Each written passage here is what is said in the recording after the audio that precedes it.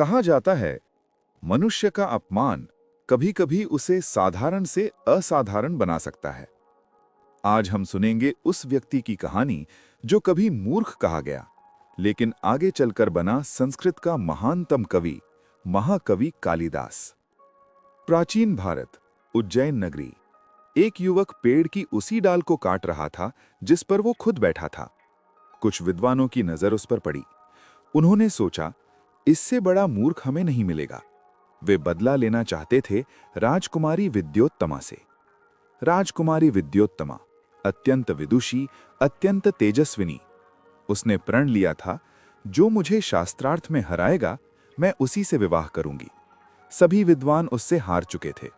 अपमानित विद्वानों ने षड्यंत्र रचा। उन्होंने उस युवक को बहलाया, राजसी वस्त्र पहनाए और कहा, मौन रहना, बाकी हम संभाल लेंगे। वही युवक था कालिदास।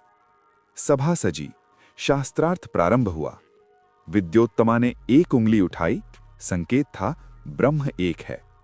लेकिन कालिदास ने समझा, ये मेरी एक आंख फोड़ना चाहती है। क्रोध में उन्होंने दो उंगलियां दिखाईं, तू एक फोड़ेगी, मैं दोनों फोड़ दूंगा। पर कपटी विद्वानों ने अर्थ निकाला, एक ब्रह्म को सिद्ध करने के लिए द्वैत की आवश्यकता होती है। सभा चकित रह गई। विद्योत्तमा ने दूसरा संकेत दिया, खुला हाथ, यानी 5 तत्व। कालिदास ने समझा, ये मुझे थप्पड़ मारना चाहती है, तो उन्होंने मुट्ठी बांध दी। थप्पड़ मारोगी तो घूंसा पड़ेगा। पर व्याख्या हुई, 5 तत्व मिलकर एक सशक्त मानव शरीर बनाते हैं। विद्योत्तमा निरुत्तर हो गई। विवाह संपन्न हुआ।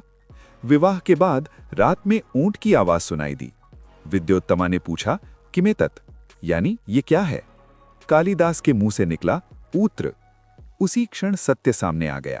विद्योत्तमा को पता चल जाता है कि कालिदास अनपढ़ हैं। विद्योत्तमा का हृदय टूट गया। उसने कालिदास को धिक्कारा और ये कहकर घर से निकाल दिया कि सच्चे विद्वान बने बिना घर वापस नहीं आना। वो कहते हैं ना, अपमान कभी कभी जीवन की दिशा बदल देता है। कालिदास माता काली के मंदिर पहुंचे, कठोर तपस्या की, पूर्ण समर्पण से प्रार्थना की। माता काली प्रसन्न हुई। उन्होंने वरदान दिया, अद्वितीय ज्ञान का। वही मूर्ख कहलाने वाला युवक अब बन चुका था महाकवि कालिदास।